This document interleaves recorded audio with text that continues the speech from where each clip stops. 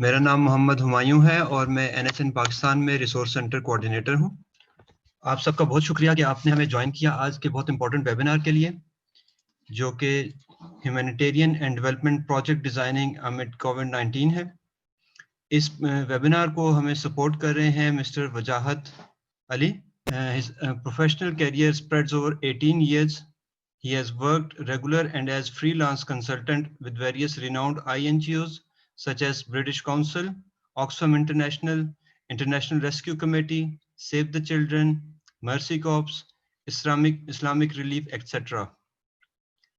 He has worked as designing and leading a number of projects, programs, strategies, and studies in East Africa, Middle East, and South Asia. He has been instrumental in developing the humanitarian architecture in Pakistan and globally. He remained part of the pilot rollout of cluster systems in Pakistan in the wake of 2005 earthquake. He also extended his contributions in developing and rolling out the humanitarian coordination system in Kenya and Jordan during 2012-2014. He actively contributed in the development of global minimum standards for child protection during the year 2010-2012. He has also been supporting various researches, evaluations, and impact assessment studies in country and internationally. Wajahat Ali, thank you very much कि आपने इस webinar को facilitate कर रहे हैं। Over to you. Thank you very much, NHN. Thank you very much, Hamayo. Thank you very much, all the participants, for joining in for today's session on designing the programs and the projects in the context of various emergencies and longer-term development. इस कुछ चंद एक और जो चीज़ें हैं वो ये कि हम question and answer session last में करेंगे, बट जस्ट इन केस अगर कोई सवालात आपके जहन में उठते हैं तो आप चैट बॉक्स में लिखते रहिए, हम आइयो उसका रिकॉर्ड देखते रहेंगे, wherever needed he will let me know, या वो जंप इन कर जाएंगे अगर दरमियान में किसी सवाल के जवाब देने की जरूरत पड़ी, वरना अदरवाइज हम लास्ट में क्वेश्चंस को ले लेंगे। छोटा सा टाइम है, of course we have the limitation कोविड-19 की वजह से, कि जिसमें हम इन पर्सन इस सेशन को नहीं कर पा रहे, जो कि आइडियली अगर हो और थोड़े लंबे टाइम पीरियड के लिए हो तो ज़्यादा इफेक्टिव हो सकता है, बट इस एक शॉर्ट पीरियड ऑफ टाइम में हम थोड़ा सा एक ओवरव्यू लेने की कोशिश करेंगे based on different experiences that I have been able to gain in my professional career, and I am sure हमारे जो साथी हजरात जिन्होंने आज ज्वाइन किया है, all of them, I am very sure कि वो सब मुझसे माशाल्लाह ज़्यादा बेहतर तौर पे प्रोग्राम डिजाइनिंग में एंगेज रहे होंगे, बहुत अच्छे प्रोजेक्ट्स एंड प्रोग्राम्स डिजाइन करते रहे होंगे, तो उनके अपने एक्सपीरियंसेस भी होंगे। इन पर्सन सेशंस में एक बेनिफिट ये होता है कि हम आपस में एक दूसरे से बहुत ज्यादा सीखने का मौका मिल रहा होता है, जिसमें जो कि एक लिमिटेशन थोड़ी सी हो जाती है ऑनलाइन वेबिनार्स में, कि हम उस तरीके से इतना एक्सटेंसिवली एक दूसरे से नहीं सीख पा रहे होते, और थोड़ा एक one way communication type of चीज ज्यादा रहती है। नेवरदलेस मेरा मकसद कतन आपको इस वक्त प्रोजेक्ट डिजाइनिंग के एक्सपर्ट्स बनाना नहीं है। अगेन जैसे मैंने कहा, मैं सिर्फ कुछ अपने तजर्बात ही शेयर कर सकूंगा आपसे, कुछ चीज़ें हम कोविड-19 के हवाले से देख सकेंगे, और बाकी अल्लाह ताला ने ज़िंदगी दी और फिर कभी मौका मिला तो इन पर्सन कभी मुलाकात हुई और किसी एक सेशन में मुलाकात हुई तो बहुत तफसीलन इस पर गुफ्तगू करेंगे। शुरुआत करते हैं। रोड मैप जो आज का हमारा होगा, प्रोजेक्ट डिजाइन का एक छोटा सा ओवरव्यू हम लेके प्रोजेक्ट डिजाइन होता क्या है, फिर कुछ सेलिएंट फीचर्स हैं, कुछ एलिमेंट्स हैं जो प्रोजेक्ट को डिजाइन करते हुए जहन में रखने होते हैं, उन पे कुछ छोटी सी बातचीत करेंगे। छोटी प्रेजेंटेशन है, बहुत ज्यादा एक्सटेंसिव नहीं है, इनके ऊपर हम बहुत क्विक सी एक बातचीत कर रहे होंगे। हमारा जो ओवरऑल सेशन है 45 मिनट्स का है, जिसमें probably I will try to end by 25 to 30 minutes के अंदर अंदर प्रेजेंटेशन खत्म हो जाए, so that we have some time available for सवालात एंड जवाबात। अच्छा जी, background context, risk assumptions, goals, objectives वगैरह, stakeholders, timelines, budget, sustainability, communication and advocacy, ये वो चंद एक चीजें थी जो मैं सोच सकता हूँ जब भी हम प्रोजेक्ट किसी भी प्रोजेक्ट को डिजाइन करने की बात करते हैं, तो ये वो चंद ऐसी चीजें होती हैं जिसके बारे में हमारी मालूमात होना ज़रूरी है या जिस पे हमें काम करना होता है किसी प्रोजेक्ट को डिज़ाइन करने से पहले। जब हम प्रोजेक्ट डिज़ाइन की बात करते हैं, अगर आप लेफ्ट पे देखें स्क्रीन पे, और मैं माउस पॉइंटर भी यहाँ पे लेके आ रहा हूँ, यहाँ बहुत सिंपल सा है। A project develops as an idea और विजन व्हिच इज फीजिबल।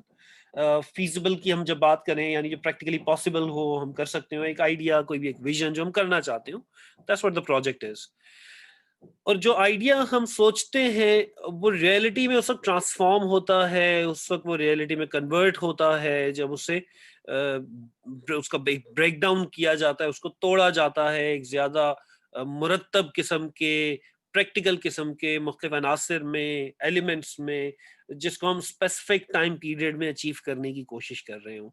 जब उस आइडिया को उन एक्शनेबल स्टेप्स के अंदर हम डिवाइड करते हैं, तो हम कहते हैं कि जी हमने एक अच्छा प्रोजेक्ट अपने तौर पे डिजाइन कर लिया। जब हम एनजीओ प्रोजेक्ट्स की बात करते हैं, तो डिजाइन जो है वो हमारे जो प्रोजेक्ट्स हैं ज्यादातर जो होते हैं, दे रिवॉल्व, वो घूमते हैं कुछ मसाइल और उनके हल की जानिब।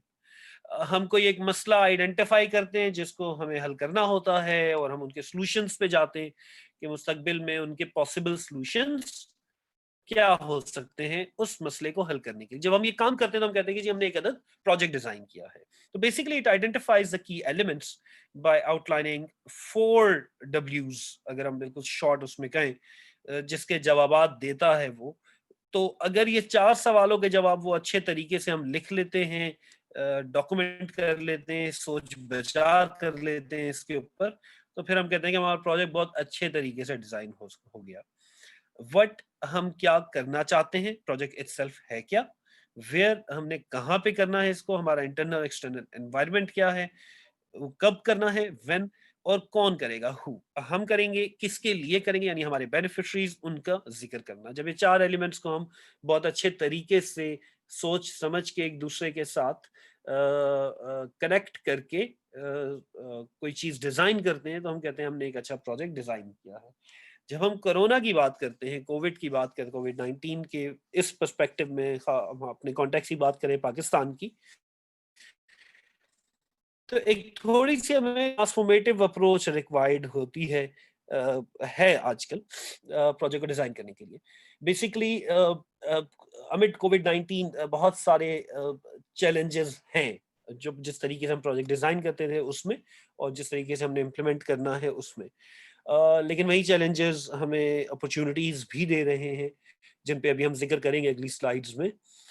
तो कोविड 19 के बैकड्रॉप में अगर हमने प्रोजेक्ट डिजाइन करना है, तो we need to be well aware कि हमें क्या चैलेंजेस फेस करना पड़ेंगे, और उन चैलेंजेस को हम किस तरीके से ट्रांसफॉर्म कर सकते हैं इनटू अपॉर्चुनिटीज, जो हमारे प्रोजेक्ट्स को डिजाइन करने में हेल्पफुल हो और इम्प्लीमेंट करने में हमें हेल्पफुल हो।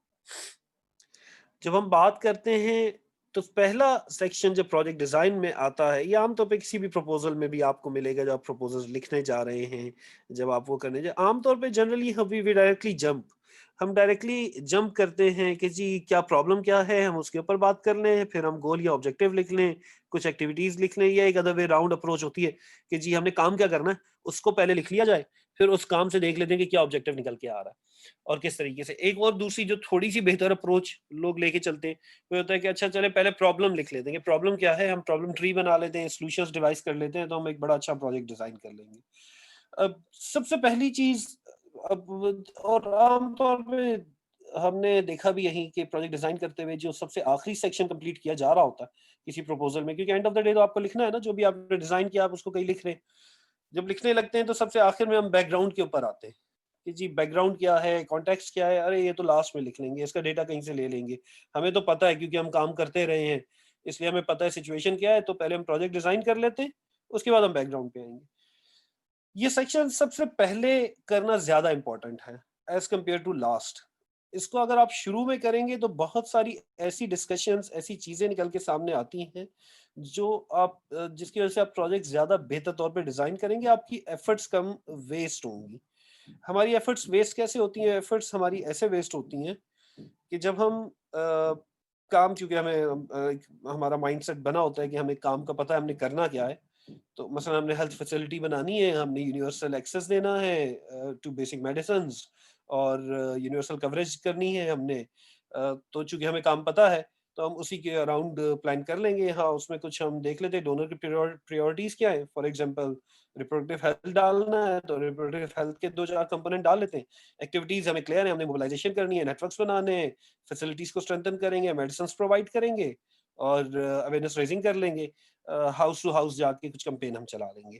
तो ये एक्टिविटीज है, इसी के अराउंड हम बना के एक प्रोजेक्ट प्रेजेंट कर देते हैं। अब होता क्या है कि उसमें अगर इंटरनली कोई रिव्यू करने वाला है तो पहले तो हम उसी के ऊपर बहुत ज्यादा रिव्यूज आते हैं, फीडबैक आता है। अगर कोई ऐसा पार्टनर ऑर्गेनाइजेशन है, कोई इंटरनेशनल ऑर्गेनाइजेशन जो आपको फंड कर रही है, तो उनकी तरफ से फीडबैक आएगा आपको और आपको बार बार उसे रिवाइज करना। अब हम फ्रस्ट्रेशन के अंदर जाना शुरू होंगे क्योंकि हमने वो एक चीज बना चुके हैं, हमने मेहनत की है। अब जो फीडबैक आ रहा है तो हमें बार बार रिवाइज करना पड़ रहा है। बार बार रिवाइज करने की सूरत में ये हो रहा है कि हम फ्रस्ट्रेट होते जा रहे हैं और हमारा टाइम ज्यादा लग रहा है।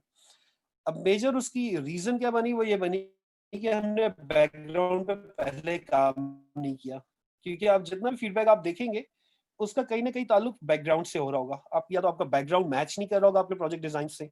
अगर मैच कर रहा होगा तो बैकग्राउंड के अंदर जो इंफॉर्मेशन आपने दी वो इतनी एक्सटेंसिव नहीं होगी जो एक दूसरे पढ़ने वाले को समझ में आ रहा हो कि आपका प्रोजेक्ट किस बैकग्राउंड में या किस कॉन्टेक्स्ट में चल रहा है। अच्छा, जब हम बैकग्राउंड की बात करते हैं तो बैकग्राउंड में जनरली क्या इंक्लूड होना चाहिए। बेसिकली बैकग्राउंड जो है ना वो आपके पूरे प्रोजेक्ट के बारे में बताता है। जो आपका पढ़ने वाला बंदा है, देखिए आप बहुत आला किस्म का प्रोजेक्ट डिजाइन कर लें, एंड ऑफ द डे आपने उसको सही तरीके से लिखा नहीं तो वो इफेक्टिव नहीं होगा, वो एक विनिंग प्रोजेक्ट नहीं बनेगा। आपको उसके लिए फंडिंग नहीं मिलेगी, पैसे नहीं मिलेंगे आपको करने के, चाहे आपने कितना अच्छा भी डिजाइन किया हुआ है।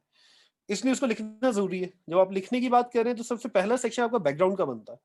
अब background need to have a very good information and reasoning कि आपने प्रोजेक्ट करना क्यों है और किसी एक लोकेशन पे क्यों करना है और एक खास अंदाज में क्यों करना चाह रहे हैं।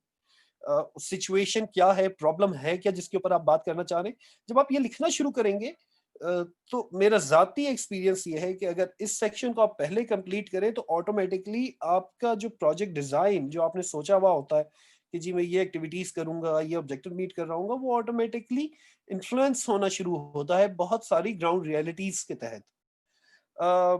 एक्सप्लेन करते हैं आप इसमें क्या आपने एजम्पशंस लेनी है, क्या डेटा। डेटा बड़ा इंपॉर्टेंट है इस बैकग्राउंड सेक्शन के अंदर कि जब आप डेटा इसमें इस्तेमाल करते हैं तो वो आपकी बात को ऑथेंटिकेट करता है। कि आप अगर जेनरिक सेंटेंसेस लिख रहे हैं तो पढ़ने वाला ये कहता है कि यार अगर आपने एक कहानी लिख के देनी, अफसाना लिख के देना है तो अफसाना तो मुझे नहीं चाहिए। As a project funding agency I want to know exactly कि क्या प्रॉब्लम है और problem has to be backed up by the evidence. वो एविडेंस क्या है, वो स्टैटिस्टिक्स है, वो डेटा है। वो डेटा या स्टैटिस्टिक्स की सोर्सेज बड़ी इंपॉर्टेंट है। अगर वो डेटा या वैसे ही मैं बगैर किसी सोर्स के मेंशन किए लिख दूंगा तो एज अ रीडर मुझे, अगर मैं एक सेकंड पार्टी हूँ और मैं उसको पढ़ रहा हूँ तो मैं सोच में पड़ जाऊंगा कि यार ये जो फिगर ये मेंशन कर रहा है कि जी फॉर एग्जांपल अर्ली मैरिजेस का इतने परसेंट इंसिडेंस रेट चल रहा है, तो ये इंसिडेंस रेट आया कहाँ से, किसने निकाला है। फिर जब आप इस पे आते हैं कि किसने निकाला है तो वो कौन से रिलायबल सोर्सेज। जनरली हुकूमतें मतलब गवर्नमेंट्स जिस जगह आप इम्प्लीमेंट करने जा रही हैं वो अपने स्टैटिस्टिक्स एंड फिगर्स शो करते हैं। That is considered as one of the most authentic source of information. फिर यूएन इज यूनानिमसली रिलायबल या उसकी जो एक ऑथेंटिसिटी है वो काफी रिनाउंड है अराउंड द वर्ल्ड। उस पर ज्यादा ट्रस्ट किया जाता है। यूएन के sources, world bank, Asian development bank, इस टाइप के बैंक्स हैं जिनको एज अ सोर्सेज। फिर बहुत बड़े इदारे जो होते हैं जो रिनाउंड इदारे हैं उनके sources can be use for the information. Never use a very small या एक किसी ऐसे इदारे की इंफॉर्मेशन जो ज्यादा वेल नोन नहीं है। नेशनल इदारा भी हो सकता है। फॉर एग्जांपल आप किसी एक नेशनल इदारे की information as a source use कर रहे हैं, उनका डेटा यूज कर रहे हैं and that's very well known, तो दैट्स फाइन। एक लोकल इदारा भी आप कोट कर सकते हैं एज लॉन्ग एज उसकी अपनी authenticity and reliability is very well known. अच्छा, इफ पॉसिबल फिर इसके अलावा हम खुद आमतौर पे मुख्तलिफ जगहों पे काम कर रहे होते हैं तो हम डायरेक्टली जो डेटा हम अपने प्रोजेक्ट से भी उठा सकते हैं। हमने बेसलाइन करवाई है, हमने खुद कोई असेसमेंट करवाई है तो उसका इंटरव्यू। असेसमेंट्स करवाना या उसको सर्वेज वगैरह करवाना बहुत इम्पोर्टेंट है। प्रोजेक्ट डिजाइन करते हुए आमतौर पे हमें टाइम नहीं मिलता, शॉर्ट डेडलाइंस की वजह से हम कहते हैं कि जी हमारे पास इतना टाइम नहीं था कि हम कोई असेसमेंट करवा सकते। लेकिन आई रिकमेंड, अगर आपको थोड़ा भी टाइम मिले, छोटे स्केल पे ही सही, लेकिन उस इलाके में उस प्रॉब्लम के अराउंड जिस पे आप काम करना चाह रहे हैं, एक छोटी सी असेसमेंट जरूर करवा लें। अगर रिसोर्सेज नहीं है और आप प्राइमरी उस पे नहीं जा सकते, तो सेकेंडरी असेसमेंट करवा लें और उसकी एक छोटी सी 4-5 पेजेस की, 10 पेजेस की रिपोर्ट बना लें। और उसमें आप अपनी इस बैकग्राउंड में उसको बाकायदा कोट करें, मेंशन करें कि जी हमने इस प्रोजेक्ट को डिजाइन करने के लिए प्राइमरी ना सही हमने सेकेंडरी असेसमेंट की है, जिसमें हमने फिलहाल डॉक्यूमेंट्स को रेफर करके और उसमें से इंफॉर्मेशन निकाली, और अब हमारा एनालिसिस ये कहता है कि ये मसला इस तरीके से मौजूद है। आगे चलते हैं जी। अब प्रोजेक्ट डिजाइन में बैकग्राउंड के साथ ही अटैच्ड एक चीज होती है कॉन्टेक्स्ट। जब आप बैकग्राउंड, तो आप प्रॉब्लम को बता रहे हैं और ओवरऑल प्रोजेक्ट के बारे में बता रहे हैं कि आप क्या करना चाह रहे हैं, कैसे करना चाह रहे हैं। अब बहुत इंपॉर्टेंट है एक रीडर के लिए कि वो कॉन्टेक्स्ट को समझ सके कि आप किस कॉन्टेक्स्ट में काम करना चाह रहे हैं।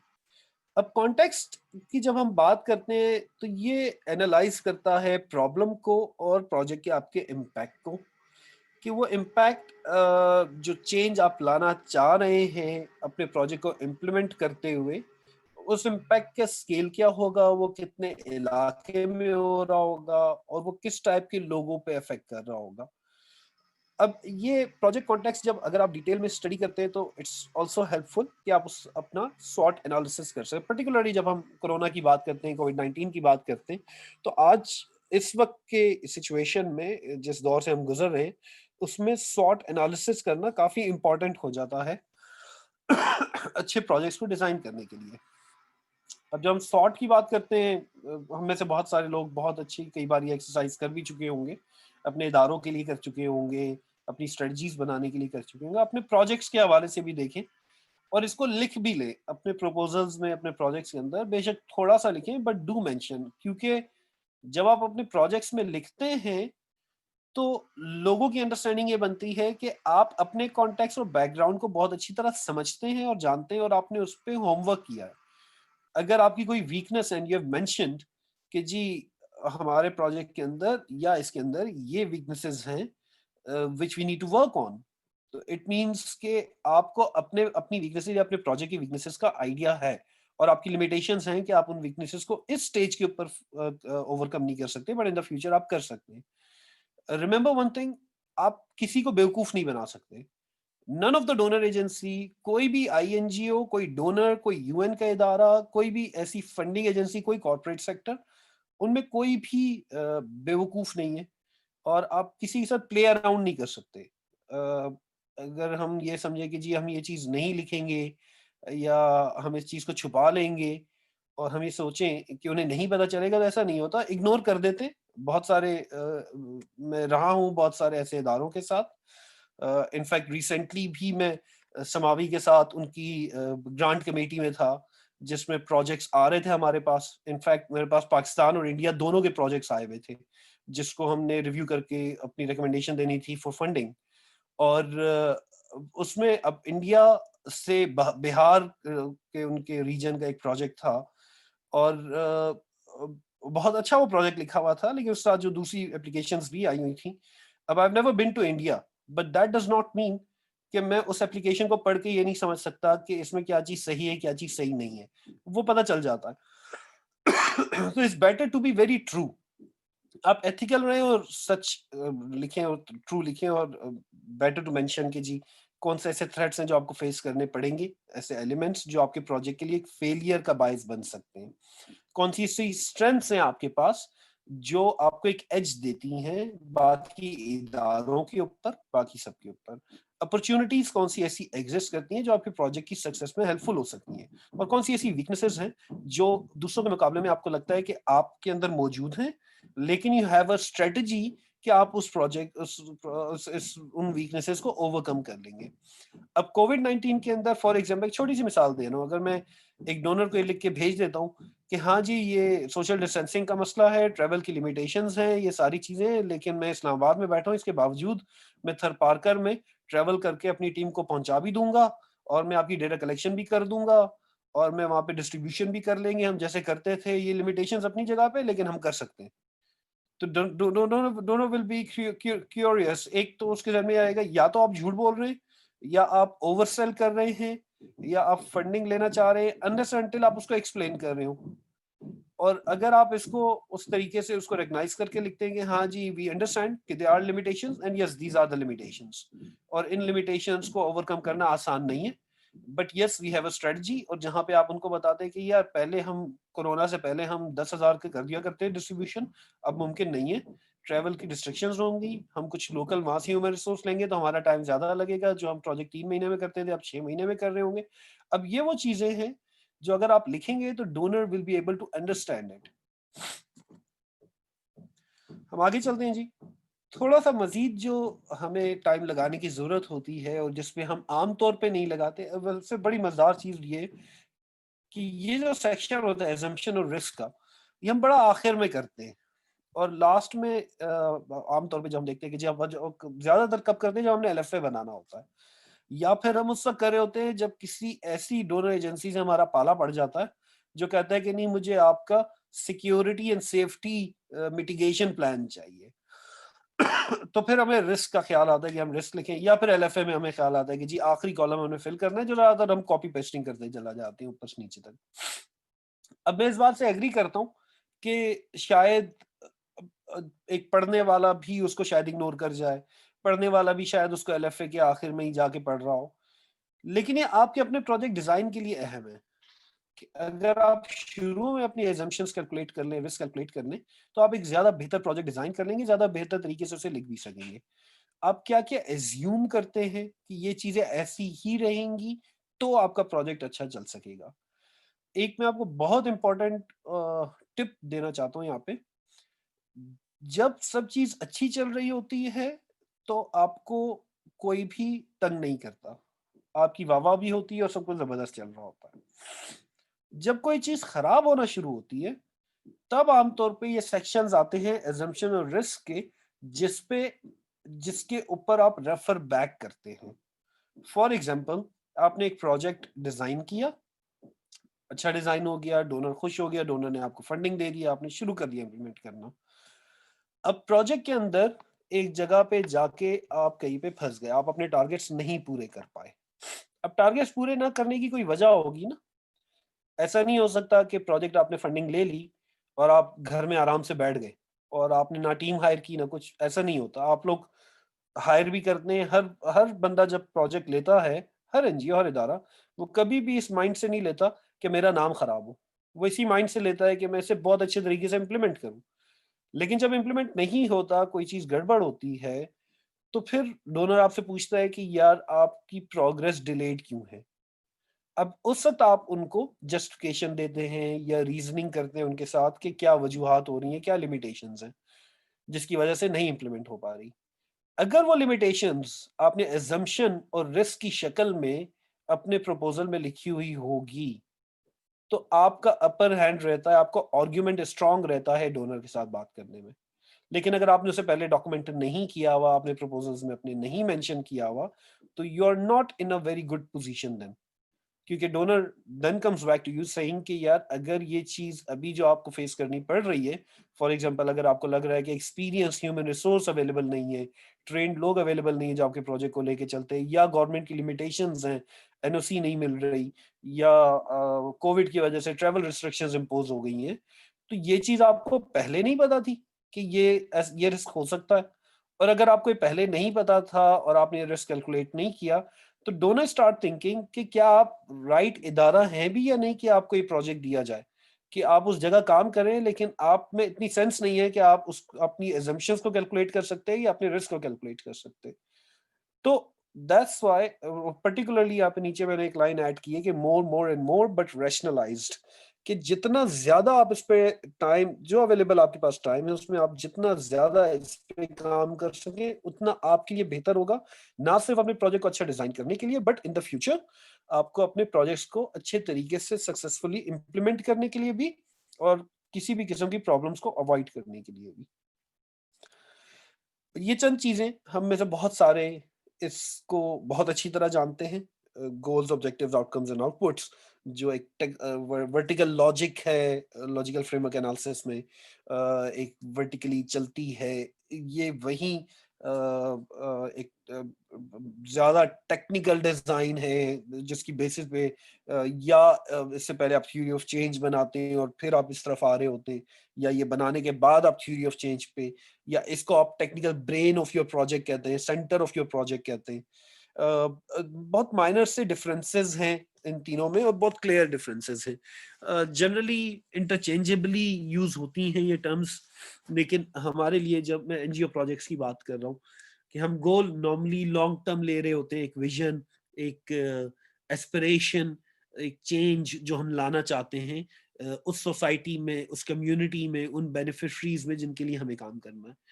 उस गोल को अचीव करने के लिए हम सर्टेन ऑब्जेक्टिव्स लिस्ट डाउन करते हैं कि हमारे स्पेसिफिक ऑब्जेक्टिव्स क्या होंगे, कितने टाइम में हमें क्या अचीव करना होगा, कि अगर वो ग्रुप में अचीव हो जाए तो हम गोल अचीव कर लें।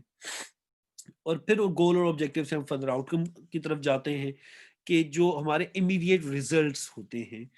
गोल के अगेंस्ट हमारा इम्पैक्ट होता है, ऑब्जेक्टिव्स के अगेंस्ट हम अपने इफेक्ट्स को मॉनिटर कर रहे होते हैं, आउटकम्स के अगेंस्ट हमारे परफॉर्मेंस इंडिकेटर्स होते हैं, और फिर उसके बाद आउटपुट्स आ जाती हैं जो कि डायरेक्ट रिजल्ट्स होती हैं हमारी एक्टिविटीज का। यानी कि अगर उसको मैं रिवर्स लेके चलूं, तो जो आपने नंबर ऑफ ट्रेनिंग्स करवाई, तो that might be an output. उस ट्रेनिंग से जो नॉलेज में, स्किल में चेंज आया किसी एक बंदे की, वो आपकी आउटकम बन जाएगी फॉर एग्जांपल। और इस तरीके उस नॉलेज के चेंज से उसके जो बिहेवियरल चेंज आया, जिससे वो कम्युनिटी में एक डिफरेंट तरीके से बिहेव करने लगा, एक प्रैक्टिस डिसकंटिन्यू हो गई। फॉर एग्जाम्पल बच्चों से बैगिंग करवाने की प्रैक्टिस डिसकंटिन्यू करवा दी गई, तो शायद वो आपके ऑब्जेक्टिव में आ गया, और ओवरऑल उन बच्चों के लिए एक ग्रोथ का, एक डेवलपमेंट का एनवायरनमेंट प्रोड्यूस हुआ, वो शायद आपके लॉन्ग टर्म गोल का हिस्सा बन रहा है। तो इस तरीके से हम उसको ब्रेक डाउन करते हैं, गोल से स्टार्ट लेते हैं, objectives and outcomes and outputs के ऊपर जा रहे होते हैं। इसमें एक जो इम्पोर्टेंट बात, अगर हम कोविड के कॉन्टेक्स्ट में देखें, तो एक तो हमें अपना बॉक्स बदलना पड़ेगा। एक बहुत कॉमन टर्म हम इस्तेमाल करते हैं कि जी आउट ऑफ द बॉक्स सोचना पड़ेगा। आउट ऑफ द बॉक्स सोचने के लिए, या आउट ऑफ द बॉक्स से हमारी मुराद क्या होती है, वो आमतौर पे हम इस चीज़ पे बात कर रहे होते हैं कि यार प्रोजेक्ट डिज़ाइन करना है तो थोड़ा सा ज़रा डिफरेंट होके सोचें, कुछ ऐसी बातें सोचें कि जो ज़्यादा बेहतर तरीके से, ज़्यादा क्रिएटिव हो, ज़्यादा हम अच्छे तरीके से अचीव कर सकते हैं। तो इसमें दो चीज़ें बड़ी इंपॉर्टेंट हैं। एक तो ये कि बॉक्स के अंदर भी बहुत सारे सॉल्यूशंस होते हैं ना, एक डब्बे के अंदर भी बहुत सारे सॉल्यूशंस मौजूद हैं, बहुत सारे सजेशंस हैं। आउट ऑफ द बॉक्स कब जाया जाता है, जब डब्बे के अंदर जो चीजें हैं वो आपके काम की ना रहे। यानी एक ऐसा मसला दरपेश है जिसको आप हल करना चाह रहे हैं। इसकी एक छोटी सी मिसाल मैं ऐसे दूंगा कि चूंटी को मारने के लिए आप तोप का इस्तेमाल नहीं करते। आप चूंटी को मारने के लिए अपनी उंगली से भी मार सकते हैं। एनिमल, थोड़ी animal, not animal friendly kind of example है, लेकिन समझाने के लिए दे रहा हूँ कि चूंटी को आप हल्की सी चुटकी से भी मार सकते हैं, उसके लिए आप तोप खरीद के नहीं लेके आ रहे। अब कोई आपसे कहे यार चूंटी मारनी है लेकिन out of the box solution चाहिए, तो आप उससे आर्ग्यू कर सकते हैं कि यार मैं आउट ऑफ द बॉक्स जा ही नहीं रहा, क्योंकि विद इन द बॉक्स एक बहुत सस्ता सॉल्यूशन मौजूद है मेरे पास। तो जरूरी नहीं कि आप अपने प्रोजेक्ट्स में अपने ऑब्जेक्टिव्स, आउटकम्स, आउटपुट्स के लिए, अपनी एक्टिविटीज के लिए, इंटरवेंशंस के लिए हमेशा आउट ऑफ द बॉक्स सोच रहे हो। एक तो ये। दूसरी बात ये है कि जब हम कोरोना की बात करते हैं, हम कोविड 19 के बैकड्रॉप में जो करंट सिनेरियो चल रहा है, जो पेंडेमिक चल रहा है, उसमें बात करते हैं, तो इसका बॉक्स चेंज्ड है। अब बॉक्स चेंज करने से मेरी मुराद ये है कि आपके लिए जो आउट ऑफ द बॉक्स है, फॉर एग्जांपल आपने सोचा कि यार मैं इस बार इस तरह करता हूँ कि ये वेबिनार, एनएचएन के वेबिनार की हम बात करते हैं कि जी इन पर्सन सेशन पॉसिबल नहीं है कोरोना की वजह से, तो हम आउट ऑफ द बॉक्स सोचते हैं और हम क्या करेंगे, हम वेबिनार करवा लेंगे। अब वेबिनार या डिस्टेंट लर्निंग आपके लिए आउट ऑफ द बॉक्स हो सकती है, जरूरी नहीं कि डोनर के लिए भी आउट ऑफ द बॉक्स हो, इसलिए कि डोनर का बॉक्स चेंज है, आपका बॉक्स चेंज है।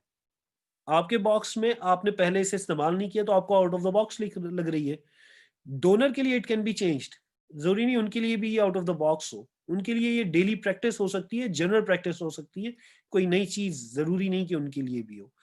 फॉर एग्जाम्पल एक छोटी सी मिसाल दे रहा हूँ, आज से कोई 15 साल पुरानी बात कर रहा हूँ मैं, 13-14 साल पुरानी, कि जब हमने एक कोर्स में मैं एनरोल्ड था और वो हमारे ऑनलाइन सेशंस लिया करते थे, कोई लिमिनेट करके कोई एक प्लेटफॉर्म था उसके ऊपर, तो 13 साल पहले भी ये चीजें एग्जिस्ट कर रही थी।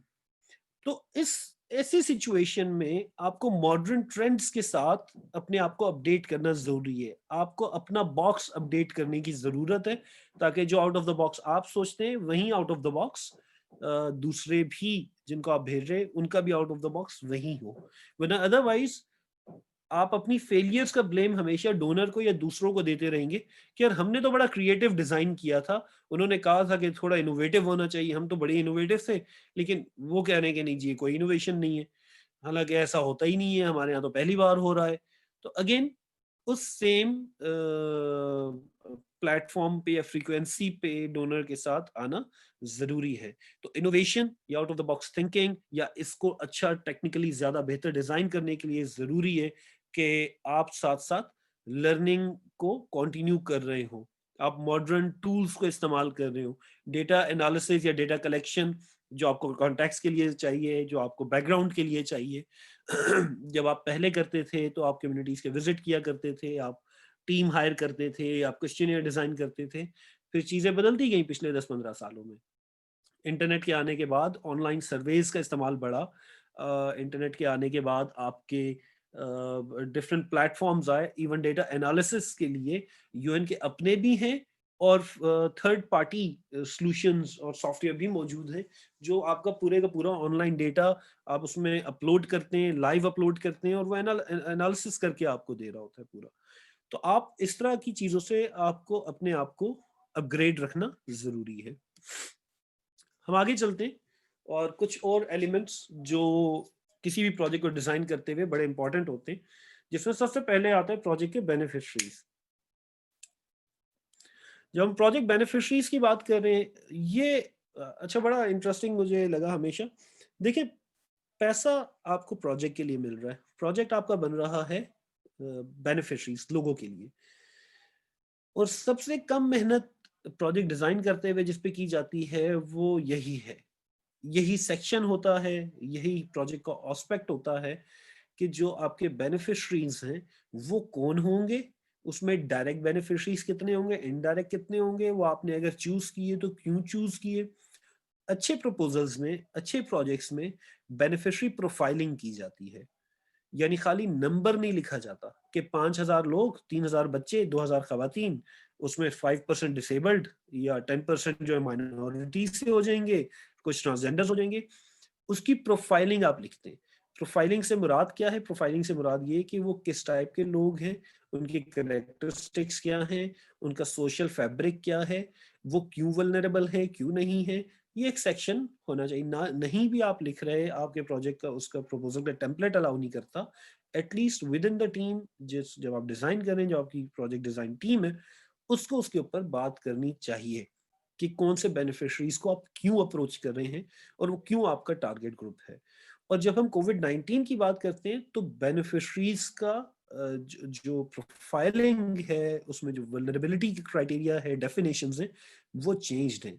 जरूरी नहीं कि जो बंदा आपके नॉर्मल बेनिफिशरीज में पहले आता था, जिस क्राइटेरिया के तहत आता था, अब भी वही क्राइटेरिया और वही बंदा उसी तरीके से इंक्लूड हो सके। कोविड-19 के बाद द वल्नरेबल पॉपुलेशन में डिफर। फॉर एग्जांपल जब हम बात किया करते थे जेंडर प्रोग्रामिंग की या इस gender transformative kind of programs की, तो स्ट्रेट अवे हम खवातीन पे, ट्रांसजेंडर्स पे, इस टाइप के ग्रुप्स को उठाया करते थे। और जनरली जब कोई मतलब किसी मेल के लिए बहुत कम कोई इंटरवेंशन डिजाइन होती थी, बट शायद कोरोना में आपको करनी पड़े, because the males may be equally vulnerable in addition to the females, कि जो आपके प्रोजेक्ट्स हैं आपको उसमें उनको भी इंक्लूड करना पड़ेगा। डिसेबल्ड के साथ साथ जो फुली एबल्ड, फिजिकली एबल्ड हैं, उनको भी आपको अपने साथ इंक्लूड करना पड़ेगा उसके अंदर बेनिफिशियरी। तो इट्स इम्पोर्टेंट कि आप अपने बेनिफिशियरी की पूरी डिटेल डिस्कशंस करके, अच्छी बात है अगर आप उसे लिख भी लें, नहीं लिख पाते तो at least you should be able to discuss them. And this also relates to the stakeholders. जब हम स्टेक होल्डर्स की बात करते हैं तो हम मल्टीपल एक बड़े ग्रुप की बात कर रहे हैं, यानी वो बेनिफिशरी से बियॉन्ड है। वो लोग भी हैं जो आपके प्रोजेक्ट से किसी भी तरीके से इन टच है। स्टेक होल्डर एनालिसिस करना एक अच्छे प्रोजेक्ट के डिजाइन के लिए जरूरी है कि आपकी डिफरेंट एजेंसीज, आपके डिफरेंट गवर्नमेंट के इदारे, आपके डिफरेंट अदर यूएन के इदारे, different NGOs, media, community leaders, political leadership, ये सब किस तरीके से आपके प्रोजेक्ट को इन्फ्लुएंस कर सकते हैं या उस पर कोई इम्पैक्ट क्रिएट कर सकते हैं। तो इन सब चीज़ों को स्टडी करना, और उसको आइडियली आपको लिखना भी चाहिए, बट लिख नहीं सकते एटलीस्ट उसको डिस्कस जरूर करें, so that you know exactly कि आपके प्रोजेक्ट में क्या क्या ऐसे स्टेक होल्डर्स हैं जो आपके प्रोजेक्ट को इन्फ्लुएंस कर सकते हैं। अच्छा, फिर हम बात करते हैं टाइमलाइन पे। प्रोजेक्ट की टाइमलाइन क्या होगी? जनरली हम वर्क प्लान और टाइमलाइन को मिक्सअप कर जाते हैं। हम आमतौर पे अपने प्रपोजल्स में जो वर्क प्लान का सेक्शन लिखते हैं वो सिर्फ टाइमलाइन ही होता है, लेकिन उसको हेडिंग हम वर्क प्लान की दे रहे होते हैं। तो हम उसमें क्या करें, तो एक्टिविटीज हमने लिखी होती हैं, आगे हम एक गैंट चार्ट बना लेते हैं। गैंट चार्ट से मुराद क्या है? गैंट चार्ट वैसे तो एक साहब के नाम पे है जिन्होंने बनाई थी गैंट, उनका पूरा नाम शायद मैं भूल रहा हूँ, लास्ट नेम उनका गैंट था, उन्हीं के नाम पे लिखा बना था। तो हम क्या कर रहे होते हैं कि हम ऊपर मंथ्स या ईयर्स या वीक्स लिख के और उनको शेड करके बताते हैं कि जी कौन सी एक्टिविटी हमने क्रोनोलॉजिकल ऑर्डर में, कि पहले हम ये करेंगे, फिर ये करेंगे, फिर ये करेंगे। और वो हमें क्या शो कर रहा होता है कि कौन सी एक्टिविटी किस पे डिपेंडेंट है और किस एक्टिविटी के खत्म होने के बाद कौन सी एक्टिविटी हम शुरू करेंगे। लेकिन ये सिर्फ टाइमलाइन है, ये आपका वर्क प्लान नहीं है। अब इसको कोरोना के पर्सपेक्टिव में देखें तो आपको ज्यादा रियलिस्टिक होने की जरूरत है। जो काम शायद आप मैंने पहले भी बात की कि पहले शायद अगर आप 1 महीने में कर सकते थे, हो सकता है अब आपको 2 महीने लग रहे हो। ये भी हो सकता है कि आपको कम टाइम लग रहा हो। फॉर एग्जाम्पल ट्रैवल रिस्ट्रिक्शन है। मैंने खुद कुछ स्टडीज अभी कोरोना के दरमियान में मुसलसल बैक टू बैक मुख्तलिफ स्टडीज में करता रहा हूँ ड्यूरिंग द कोरोना पीरियड, और अभी तक भी चल रही है। और उनमें कुछ जगहों पे मेरा टाइम बहुत बचा है। क्यों बचा है? इसलिए बचा है कि जो इंटरव्यूज करने के लिए मुझे जाके वेट करना पड़ता था किसी एक बंदे के ऑफिस में, या मुझे ट्रैवल करके जाना पड़ता था, उसके बाद अब अभी हमें ट्रैवल नहीं करने की वजह से, सोशल डिस्टेंसिंग की वजह से हम उनसे मिल नहीं सकते थे, तो we had to go for the other solutions, यानी कि ऑनलाइन कॉल के ऊपर होगा या किसी ऑनलाइन प्लेटफॉर्म के ऊपर होगा, विच सेव्ड आवर टाइम। तो अकॉर्डिंगली आपको एक रियलिस्टिक टाइमलाइन कोविड-19 के पर्सपेक्टिव में बनाने की जरूरत है।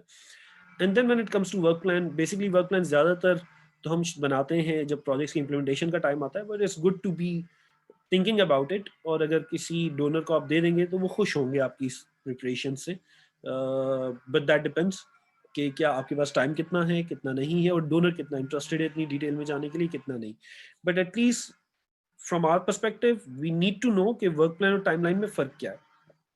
तो टाइमलाइन तो आपको खाली एक ओवरऑल टाइम बता रहा है मुख्तलिफ एक्टिविटीज का, जबकि वर्क प्लान एक्चुअली आपकी डिटेल्स में जाएगा कि एक्टिविटीज डिफरेंट क्या हैं, उनकी सब एक्टिविटीज क्या हैं, उसके लिए क्या रिसोर्सेज रिक्वायर्ड होंगे, वो किन ऑब्जेक्टिव्स को मीट कर रही होगी, उसके लिए बजटरी एलोकेशंस कितनी होंगी, कितनी नहीं होंगी, and who will be responsible to implement those activities. When these aspects are included, that's what you say कि हमने एक अच्छा वर्क प्लान बनाया है। एंड जब हम बात करते हैं फिर एक जो बहुत इंपॉर्टेंट है वो है बजट। मुझसे अक्सर मुख्तलिफ प्रोजेक्ट्स जब मैं डिजाइन करता था, अब भी जब भी कभी होती है बात, तो जब कॉन्सेप्ट नोट की स्टेज होती है या टॉप लाइन बजट, तो अक्सर मुझे कहते हैं कि फाइनेंस वाले ज्यादातर कहते थे कि यार बजाज साहब, या मेरा बॉस मुझे कहता था कि यार ये तो सिर्फ टॉप लाइन बजट होने चाहिए, तो कोई इतना मसला नहीं है, डिटेल बजट थोड़ी चाहिए, टॉप लाइन चाहिए, तो तुम सिर्फ टॉप लाइन बजट मेंशन कर दो कि जी कितनी अमाउंट चाहिए, उसमें प्रोग्राम में कितनी जाएगी, ऑब्जेक्टिव वाइज कितनी जाएगी। और मेरा हमेशा क्रॉस आर्ग्यूमेंट ये होता था कि यार मैं टॉप लाइन बजट कैसे बना सकता हूँ जब तक मैं डिटेल बजट ना बनाऊं। तो for me I don't understand this. Yes, based on experience हम ज्यादातर ये करते हैं कि एस्टिमेट लगा लेते हैं कि जी इतना यहाँ एलोकेट कर देते हैं, इतना वहां कर देते हैं, लेकिन I have never been comfortable with it. मेरी नज़र में हमेशा एक्टिविटी बेस्ड कॉस्टिंग करने के, ये बल्कि अकाउंटिंग की टर्म भी है जिसको हम एबीसी कहते हैं, एक्टिविटी बेस्ड कॉस्टिंग, कि जब तक मैं एक्टिविटी वाइज उसकी बजटरी टारगेट के अगेंस्ट नहीं कर लूँ तब तक मेरे लिए बजट इज अ डॉक्यूमेंट जो टॉप लाइन कुछ नहीं होता, वो डिटेल ही होता है, सारी एक्टिविटीज के अगेंस्ट ही होता है। 3 मेजर उसके एलिमेंट्स हैं जिनको लाजमी जहन में रखना चाहिए।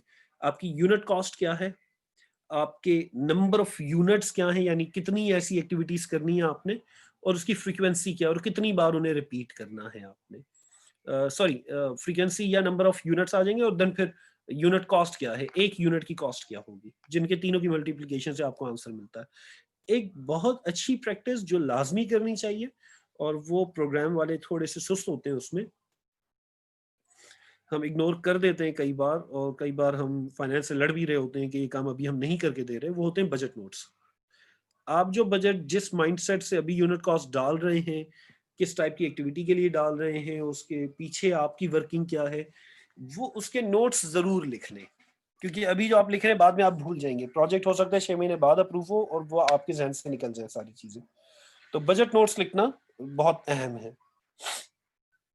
आगे चलते हैं, कुछ और सेक्शंस जो हमें सोचने चाहिए जब हम प्रोजेक्ट को डिजाइन कर रहे हो। सस्टेनेबिलिटी, अच्छा सॉरी, एक और चीज मैं बजट के बारे में, कि कोरोना या कोविड के पर्सपेक्टिव में अगर बात करें तो आपके projects will be a bit expensive as compare to वो प्रोजेक्ट्स जो आप पहले इंप्लीमेंट करते थे जिस कॉस्ट पे, उससे थोड़े से हो सकता है आपके महंगे हो, और ये अदर वे राउंड भी हो सकता है, सस्ते भी हो सकते हैं। तो आप रियलिस्टिक एस्टिमेट बनाएं। सस्ते क्यों हो सकते हैं, छोटी सी एग्जांपल दूंगा मैं आपको, कि पहले आपका एक बड़ा एक्सपेंडिचर ट्रैवल में जा रहा था, अब जब ट्रैवल अलाउड ही नहीं है तो आप ट्रैवल नहीं कर सकते, वो बजट आपका बचना चाहिए। लेकिन अगर आप डोनर को वैसे ही अपना पुराना बजट सबमिट कर रहे हैं कि यार ट्रैवल हमें वो हो जाएगा तो हम ट्रैवल का डाल लें, या पैसे हमें अगर कल को ट्रैवल करना पड़ गया तो हम क्या करेंगे, तो against B a bit realistic. अगर आपको लगता है कि अगले 6 महीने आप ट्रैवल नहीं कर पाएंगे, don't include that in your budget. और इसलिए अगर आपका बजट थोड़ा कम भी होता है लेकिन वो आपके विनिंग चांसेस बढ़ा देता है, वो बेहतर है, बजाय इसके कि आप बड़ा हैवी बजट बनाएं और विद इन द ऑफिस आप बड़े खुश हों कि जी हमने 10 मिलियन का बजट बना दिया है, लेकिन उसके विनिंग चांसेस आप उसको मिनिमल कर दें क्योंकि आपने बजट में अनरियलिस्टिक कॉस्टिंग की है। अच्छा जी, अगली स्लाइड पे चलते हैं। Sustainability, M&E strategies, communication and advocacy, ये कुछ और भी एस्पेक्ट्स हैं जिसपे मैं इसी स्लाइड पे आपसे बात करूंगा, लेकिन ये 2-3 ऐसे हैं जो बड़े अहम हैं। सस्टेनेबिलिटी, कि आपका जो प्रोग्राम या प्रोजेक्ट है वो सस्टेन कर जाए, यानी आप जो चेंज चाहते हैं कम्युनिटी में लेके आना, सिस्टम में लेके आना, किसी लेजिस्लेशन में, किसी पॉलिसी में लेके आना, या लोगों की डायरेक्ट बेनिफिट के लिए कुछ करना चाह रहे हैं, तो वो सस्टेनेबल हो, वो आपके प्रोजेक्ट के साथ ही मर ना जाए, उसका जो इम्पैक्ट है वो लॉन्गर रन में मौजूद रहे। ये वो क्वेश्चन है that need to be thought about from the day one, कि कोई भी काम करना है तो वो सस्टेन कैसे करेगा। बहुत सारे प्रोजेक्ट्स को मैंने खुद अपने कैरियर में डिसअप्रूव किया, सिर्फ इसी बेसिस पे कि डिजाइन अच्छा था, आइडिया बहुत अच्छा था, सब कुछ बड़ा अच्छा लगता था। जब मैं उनसे पूछता था कि यार ये सब बातें तो ठीक है कि आप ये करना चाह रहे हैं, मुझे इसमें कोई इशू नहीं है, आप ये करना चाहते हैं, इम्प्लीमेंट करना चाहते हैं, बड़ा जबरदस्त काम कर रहे हैं आप, मुझे सिर्फ इतना बताइए कि इसको सस्टेन कैसे करेंगे आप। और उसके ऊपर आय बाय शाय होती थी, कोई जवाब नहीं आता था। अब वजह क्या थी, क्या उसकी सस्टेनेबिलिटी पॉसिबल नहीं थी? जी बिल्कुल पॉसिबल थी। Again there is nothing like impossible ना, लेकिन प्रॉब्लम ये था कि उसपे सोचा नहीं गया कि यार इसको हम सस्टेन कैसे करेंगे, बिकॉज एक जनरल सुस्ती हमारी कह लें, या जो भी कह लें उसको, कि हम प्रोजेक्ट डिजाइन करने में ज्यादा इंटरेस्टेड होते हैं एज कम्पेयर टू उसकी सस्टेनेबिलिटी के बारे में सोचने पे। तो सस्टेनेबिलिटी इज क्रिटिकली इंपॉर्टेंट। जो जो डोनर आपको पैसा दे रहा है वो देखना चाहता है कि मेरा पैसा आगे किस तरह इस्तेमाल होगा, वेस्ट तो नहीं हो जाएगा। तो वेस्ट ना होने के लिए ज़रूरी है कि आप शुरू से सस्टेनेबिलिटी पे सोच रहे हो। M&D स्ट्रेटजीज बनानी है, आप मॉनिटर करें, उसको इवैल्यूएट करने के लिए, अपने प्रोजेक्ट की सक्सेस को असेस करने के लिए, मेजर करने के लिए और उसकी कोर्स करेक्शन के लिए कि अगर कोई चीज़ गलत हो रही हो तो LFA बहुत सारे साहिबान और ख़वातीन उससे वाकिफ़ होंगे। LFA के अंदर ही आप इंडिकेटर्स सेट कर रहे होते हैं। अगर LFA रिक्वायर्ड नहीं है तब भी आप उसके इंडिकेटर्स कहीं न कहीं ज़रूर लिखें, जिससे आपको पता चल रहा हो कि ये वो इंडिकेटर है जो मुझे मेजर करने हैं। और वो सिर्फ लिखने के लिए नहीं है, वो आपकी M&D स्ट्रेटजी का हिस्सा होने चाहिए कि फिलहाल इंडिकेटर इतने टाइम पीरियड के बाद मुझे असेस करना होगा और उसके नतीजे में मुझे ये इन्फॉर्मेशन मिलेगी जिसके ऊपर मैं मीटिंग करके ये डिसाइड करूंगा कि मेरा जो इम्प्लीमेंटेशन स्ट्रेटजी है वो सही जा रही है या सही नहीं जा रही। इसमें 1-2 ख़ास तौर पे जिनका मुझे बहुत ज़्यादा अच्छा भी लगा और थोड़ा फ्रस्ट्रेटिंग भी लगा क्योंकि उसमें बहुत ज़्यादा इन्फॉर्मेशन डालनी पड़ती है, वो एको का टेम्पलेट है। जहाँ पे वो इंडिकेटर्स की पूरी डिस्क्रिप्शन आपसे अलग से माँगते हैं, उसकी पूरी मेज़रमेंट आपसे अलग से माँगते हैं। तो जो डोनर नहीं माँगता, उनके लिए भी आप अपने इंडिकेटर्स और M&D स्ट्रेटजी को एक अच्छे तरीके से सोचें और लिखें। फिर हम बात करते हैं कम्युनिकेशन एंड एडवोकेसी की। हमारे ज़्यादातर प्रोजेक्ट्स के अंदर ये 2 इकट्ठी भी इस्तेमाल होती हैं टर्म्स और अलग-अलग भी होती हैं। अगर अलग-अलग की हम बात करें, तो आप कैसे कम्युनिकेट करेंगे अपने प्रोजेक्ट के बारे में एक्सटर्नली एंड आपकी internally within the project and organization क्या कम्युनिकेशन स्ट्रेटजी होगी? इसके बारे में सोचना और लिखना अहम है क्योंकि एक्सटर्नली आप अच्छा कम्युनिकेट करेंगे तो आपके प्रोजेक्ट की सक्सेस उस पे डिपेंड करती है। मुख्तलिफ इदारों के साथ, स्टेक होल्डर्स के साथ कैसे कम्युनिकेशन होगी। इंटरनली कम्युनिकेशन चैनल्स कैसे होंगे, किस तरीके से चलेंगे, वो आपको हेल्प करती है अपने प्रोजेक्ट को अच्छे तरीके से इम्प्लीमेंट करने में। और एडवोकेसी आम तौर पे हम मुख्तलिफ प्रोजेक्ट्स में कुछ ना कुछ लिख रहे होते हैं, जो चेंज हम चाह रहे होते हैं at large in the system या किसी पॉलिसी या लेजिस्लेशन के अंदर, जिसके लिए मुख्तलिफ कैंपेन्स करना चाह रहे होते हैं, चाहे प्रिंट मीडिया की हो, मल्टी मीडिया कैंपेन्स हों या सोशल मीडिया का इस्तेमाल हो या कोई इंटरैक्टिव कंटेंट हो जो हम बनाना चाह रहे हों for advocating for a certain change, जो वो चेंज जो हम खुद से अपने प्रोजेक्ट में अपने रिसोर्सेज से नहीं ला सकते, वो बियॉन्ड हमारे कंट्रोल है, लेकिन हम मुख्तलिफ स्टेक होल्डर्स को इन्फ्लुएंस करके उस चेंज को लेके आ सकते हैं। तो इसका लिखना ज़रूरी है। फिर कुछ क्रॉस कटिंग एलिमेंट्स होते हैं। खास तौर पे कोरोना के पर्सपेक्टिव में अगर हम देखें, हम जेंडर को कैसे लेके चल रहे हैं, हम लोगों की सर्वाइवल देखिए, किसी भी प्रोजेक्ट में एक बहुत बहुत अहम बात जो है वो ये कि थोड़ा-सा जब कोई भी अपॉर्च्युनिटी आए या किसी एक प्रॉब्लम के लिए आप डिज़ाइन करना चाह रहे हैं प्रोजेक्ट, तो आपको ये क्लियर हो कि आप लोगों की सर्वाइवल के लिए प्रोजेक्ट डिज़ाइन कर रहे हैं या लोगों की डेवलपमेंट के लिए कर रहे हैं। अब डेवलपमेंट इमरजेंसी रिस्पॉन्स के दरमियान भी हो सकती है। यहाँ पे डेवलपमेंट से मेरी मुराद लोगों की प्रोटेक्शन भी हो सकती है, लोगों की एजुकेशन या ओवरऑल जनरल हेल्थ कंडीशंस को इम्प्रूव करने पे भी हो सकती है। लेकिन सर्वाइवल हम इंटरवेंशंस को कह रहे होते हैं जिससे लोगों की ज़िंदगी डायरेक्टली एट स्टेक होती है। तो सर्वाइवल के जो प्रोजेक्ट्स हैं उनकी स्ट्रेटजी और उनका तरीक़ेकार हमारा एंटायरली डिफरेंट होगा, ख़ास तौर पे अगर हम कोविड-19 की बात कर रहे हैं। तो अगर आप ये कह रहे हैं कि जी हम लोगों को सैनिटाइज़र दे देंगे, हम स्ट्रेट डिस्ट्रीब्यूशन कर रहे हैं और डिस्ट्रीब्यूशन कर रहे हैं जी हम फूड की डिस्ट्रीब्यूशन कर रहे हैं और हम कुछ प्रिकॉशनरी मेजर्स ले रहे हैं और उनकी डिस्ट्रीब्यूशन कर रहे हैं। लेकिन हम इस चीज़ पे नहीं देख रहे कि इस वक़्त एक बड़ी तादाद जिस कम्युनिटी के लिए हम कर रहे हैं, हो सकता है वहाँ पे एक बड़ी तादाद ऑलरेडी कोरोना पॉज़िटिव हो। तो इन दैट केस उनके लिए आप क्या करेंगे? तो आप अगर उसे कंप्लीटली इग्नोर कर देंगे अपने प्रोजेक्ट में, तो your project is less likely to be funded, क्योंकि आपने प्रोजेक्ट को एक अच्छे तरीके से डिज़ाइन नहीं किया। अब ये एक ऐसी क्रॉस कटिंग चीज़ है, इससे पहले हम क्रॉस कटिंग की बात कर रहे थे, हम एनवायरनमेंट की बात कर रहे होते थे, हम जेंडर की बात कर रहे होते थे। लेकिन अब ये अगर हम कोरोना के पर्सपेक्टिव में देखें तो ये स्पेसिफिकली ऐड हो जाता कि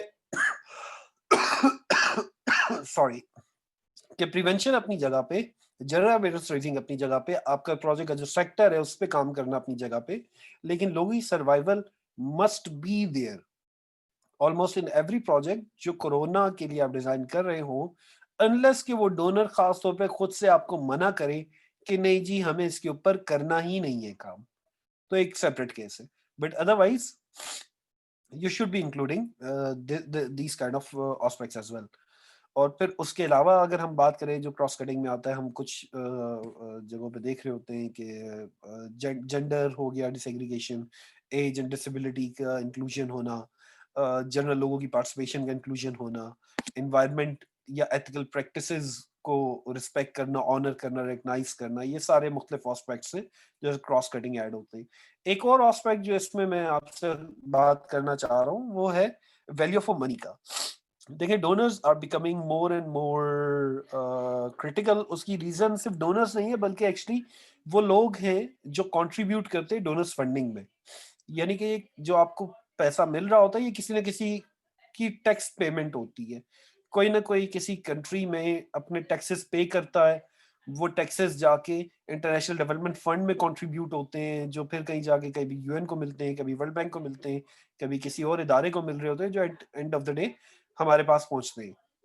तो वो जो टैक्स पेयर है वो क्रिटिकल है, वो जानना चाहता है कि जो उसका पैसा इस्तेमाल हो रहा है उससे क्या अचीव हो रहा है। और जैसे हम कोई चीज खरीदते हैं, फॉर एग्जाम्पल बाजार में 1 लाख रुपया लेके जाते हैं, तो हम चाहते हैं ना कि जी इस 1 लाख रुपए के अगेंस्ट जो हम चीज लें उसमें ज्यादा से ज्यादा फीचर्स मिल सकें हमें ज्यादा बेनिफिट मिल सके। तो इसी तरह टैक्स पेयर भी चाहता है कि जो पैसा वो दे रहा है और उसका जो इस्तेमाल हो रहा है उसकी वैल्यू मैक्सिमाइज हो सके, ज्यादा बेहतर मिल सके।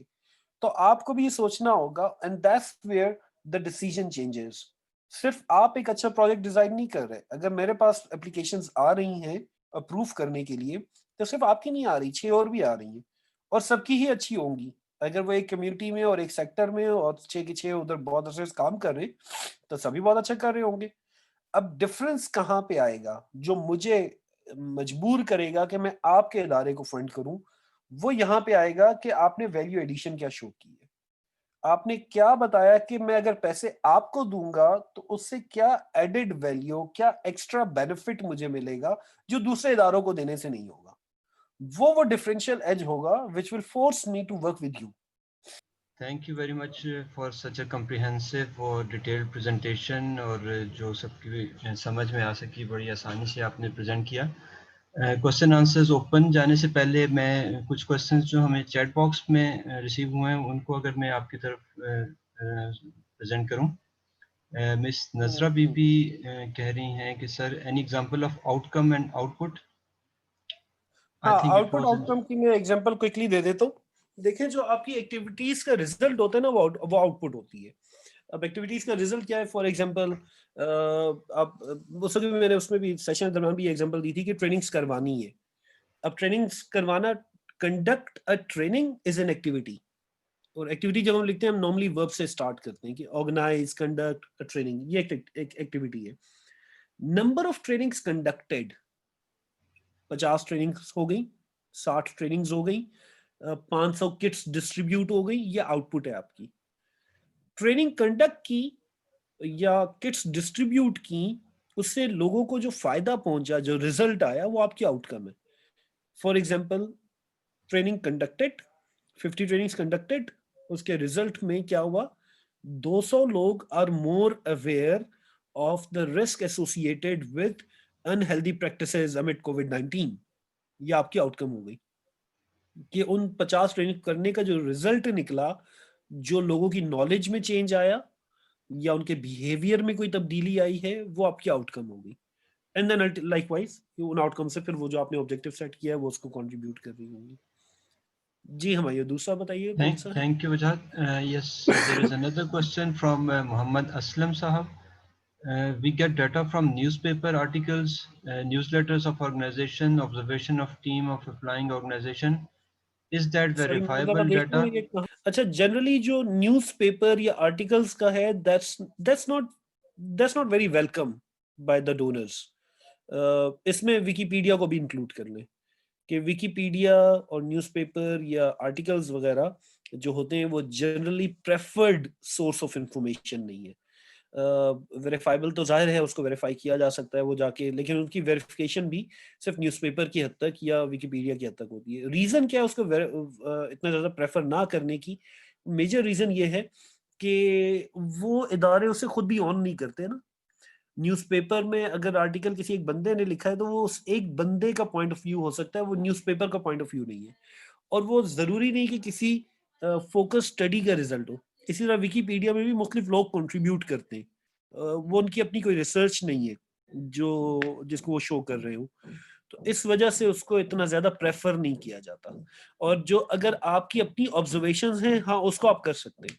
वो can be a verifiable data, लेकिन उसके लिए ज़रूरी है कि आप उसका बैकग्राउंड दे रहे हो कि आपकी जो ऑब्ज़र्वेशंस हैं, वो किन बेसिस में, कि फॉर एग्जांपल आपने इतने प्रोजेक्ट्स इतने साल तक इस कम्युनिटी में ऑलरेडी इंप्लीमेंट किए हैं, और आपकी इन डिस्कशंस में या आपने कुछ इंटरव्यूज किए थे कभी, या आपकी मॉनिटरिंग रिपोर्ट्स थी जिसके अंदर ये चीज डॉक्यूमेंटेड होके आई हुई है, सो दैट अगर कल को वो आपसे कोई भी पूछ लेता है कि ये आपके पास कहाँ से आई इन्फॉर्मेशन, तो you should be able to show them कि देखें जी, हमने ये क्वेश्चंस किए थे, हमने इंटरव्यू किए थे, या हमारी ये रिपोर्ट थी, उसके अंदर ये रिजल्ट आया था। जी, आगे हम आइए देखिएगा कौन से हैं। One person can develop a project proposal, or it needs to be more than one skilled or professionals to complete a project design? To be honest, I be मैं ज़ाती आपसे एक्सपीरियंस शेयर कर सकता हूँ कि इवन ऐसे भी sectors जिसका मैं खुद टेक्निकल बहुत स्ट्रॉन्ग या स्पेशलिस्ट हूँ, या मैं उनको बहुत अच्छी तरह स्पेशलिस्ट नहीं, मैं उन्हें बहुत अच्छा समझता हूँ, उनके लिए भी मेरी कोशिश होती है कि अगर मैं कुछ लोगों के साथ मिल के काम कर सकूँ। Multiple minds are better than one. उसकी रीज़न एक खाली ये नहीं कि दूसरे लोग आपको बहुत अच्छे आइडियाज़ दे देंगे, बल्कि एक वजह ये भी है कि जब आप बातचीत करके लोगों के साथ और फिर बनाते हैं या उस पे काम करते हैं, आपका अपना दिमाग बहुत अच्छे तरीके से चलना शुरू हो जाता है। अकेले बैठ के जब आप लिखना शुरू कर रहे होते हैं, तो बहुत सारी चीज़ें आप कंप्लीट नहीं कर पाते या सोच नहीं सकते उनके बारे में। आई स्ट्रांगली रिकमेंड कि लोगों के साथ काम करें। ज़रूरी नहीं कि सारे ही बहुत स्किल्ड या प्रोफेशनल हों या एक्सपर्ट्स हों, हो सकता है आपके पास सारे एक्सपर्ट्स ना हों, लेकिन इवन अगर आपके अपने कोई मोबिलाइजर्स हैं जो कम्युनिटीज में काम कर रहे हैं, आपके वैसे कोई लोग मौजूद हैं, ऑफिसर्स हैं, कोई भी हो, मुख्तलिफ लोगों के साथ मिलकर उन्हें डिस्कस करें, उनके साथ मिलके काम करेंगे, that will really help you design a better project. हाँ, अगर एक्सपर्ट्स हो, nothing like it, but do work in the teams. Exactly. Second एक और क्वेश्चन है हमारे पास अवैध साहब का. Sometimes data of our government differs from baseline studies of other organizations. Please guide in this regard. Judgmental call होती है जी। उसमें ये है कि सिचुएशन आपको खुद भी थोड़ी बहुत आइडिया होता है, लेकिन आप गवर्नमेंट का भी रेफरेंस डाल देते हैं उसमें कि गवर्नमेंट ये कह रही है, यूएन ये कह रहा है, मतलब एनजीओज ये कह रही हैं। अब एक कोई फिगर आपको चूज करनी होगी एज अ बेसलाइन जिसके ऊपर आपने प्रोजेक्ट डिजाइन करना है, तो आप अपनी वहाँ पे जजमेंटल कॉल के ऊपर चलते हैं। चूंकि कॉन्टेक्स्ट डिफरेंट होता है, मुख्तलिफ सेक्टर्स का डिफरेंट है। आप अब अगर मैं एक किसकी एग्जांपल दूं, फॉर एग्जांपल हम वॉश की बात करते हैं। अब वॉश का एक प्रोजेक्ट आप डिजाइन करने जा रहे हैं किसी एक प्रोजेक्ट में वाटर एंड सैनिटेशन के ऊपर, गवर्नमेंट का रिकॉर्ड भी आपके पास आया हुआ है, यूएन का भी, यूनिसेफ ने कोई स्टडी की, उनकी भी स्टडी मौजूद है, पीएचई डिपार्टमेंट की भी मौजूद है, और वाटर एड एक आईएनजीओ है, उन्होंने भी की है।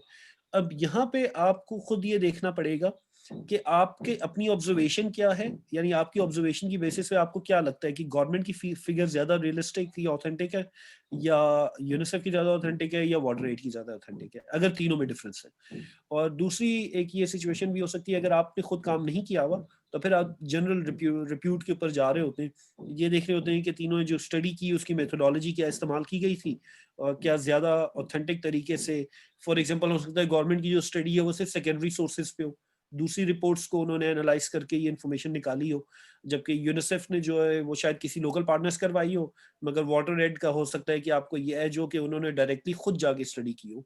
तो उस सूरत में मैं वाटर एड को ज्यादा प्रेफर करूंगा कि इन्होंने खुद जाके की है और दूसरों पे रिलाई नहीं किया। तो इस तरीके से आपको अपने अपनी एक एग्जेक्टिव जजमेंट यूज करनी होगी वहाँ पे कि कौन सा ज्यादा रिलायबल है और उसको यूज किया जाए। लेकिन जरूरी नहीं कि हर जगह आपको फिगर्स की बेसिस पे प्रोजेक्ट डिजाइन करना हो। कई मौकों पे आप सिर्फ डेटा मेंशन कर देते हैं कि जी गवर्नमेंट का ये है कहना, यूनिसेफ का, यूएन एजेंसीज ये कह रही हैं, इंटरनेशनल इदारे ये कह रहे हैं, लेकिन जरूरी नहीं कि इस स्टेज पे आप ये भी प्रपोज अक्सर जगहों पे करते हैं कि ये तीन मुख्तलिफ जगहों पे हो रही है, और चूंकि हमें कंफर्म नहीं है कि who is more reliable, that's why हम इस प्रोजेक्ट में अपना बेसलाइन खुद कंडक्ट करेंगे। तो हम जो अभी प्रोजेक्ट डिजाइन कर रहे हैं उसमें हम आपको एक टेंटेटिव बता रहे हैं कि हमारे ये टारगेट्स होंगे, ये डिजाइन होगा, लेकिन to be very sure exact targets वगैरह विल बी रीविजिटेड और हम इसमें अपना एक बेसलाइन अलग से खुद स्टडी करेंगे। ओके, बहुत शुक्रिया वजाहत। एक और क्वेश्चन है फहद शाह साहब का, do donors prefer community based research projects like find out best practices tools for behaviour change? जी बिल्कुल प्रेफर करते हैं, डिपेंड करता है आप किस डोनर को अप्रोच कर रहे हैं। नॉट नेसेसरली कि सारे डोनर्स इसमें इंटरेस्टेड हो। जनरली ऑफ कोर्स मतलब हर डोनर ये तो जरूर चाहता है कि जो आप प्रोजेक्ट डिजाइन करें उसकी बेसिस स्ट्रांग होनी चाहिए, और वो बेसिस जो है वो असेसमेंट्स हो, स्टडीज हो।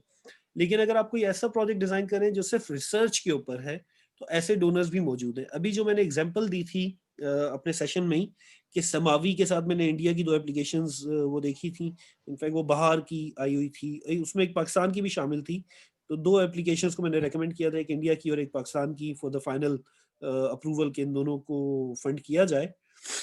वो वो वो ग्रांट पूरी की पूरी रिसर्च रिसर्च पे नहीं, वो लर्निंग ग्रांट थी कि वो बेस्ड ऑन वो लर्निंग डॉक्यूमेंट करने के लिए थी। वो कम्युनिटीज को या बेनिफिशरीज के डायरेक्टली किसी प्रोजेक्ट के लिए नहीं थी या इंटरवेंशंस के लिए नहीं थी। तो इस तरह के बहुत सारे डोनर्स हैं जो कम्युनिटी बेस्ड रिसर्च प्रोजेक्ट्स को फंड भी करते हैं और करना भी चाहते हैं। आप यू नीड टू आइडेंटिफाई। मेरे किसी जमाने में एक कंट्री डायरेक्टर थे, उन्होंने जब नया नया उस इदारे को ज्वाइन किया तो उन्होंने एक बड़ी जबरदस्त स्टेटमेंट कही। उन्होंने, उनकी पहली मीटिंग थी हमसे, तो हमने अपना रोना रोया उनके सामने कि सर फंडिंग नहीं है और बड़ा मुश्किल है फंडिंग गेन करना और फंडिंग के बड़े मसाइल हैं। तो वो एकदम से उन्होंने एक स्टेटमेंट दी, कहते हैं कि यार I don't believe in it, for every good idea there is money out there. और वो बात मेरे दिमाग में बैठ गई कि इसका मतलब कि funding is never an issue, funding कभी भी मसला नहीं है। आपका आइडिया, आपका प्रोजेक्ट अच्छा डिजाइन हुआ हो, आपका आइडिया गुड हो, तो कोई ना कोई डोनर इस दुनिया में कहीं ना कहीं मौजूद है who would like to fund you. Important है कि आपका आइडिया कितना अच्छा है, आपका प्रोजेक्ट कितना अच्छा डिजाइन है, और फिर आप डोनर आइडेंटिफाई करते हैं। You should be able to find the donor.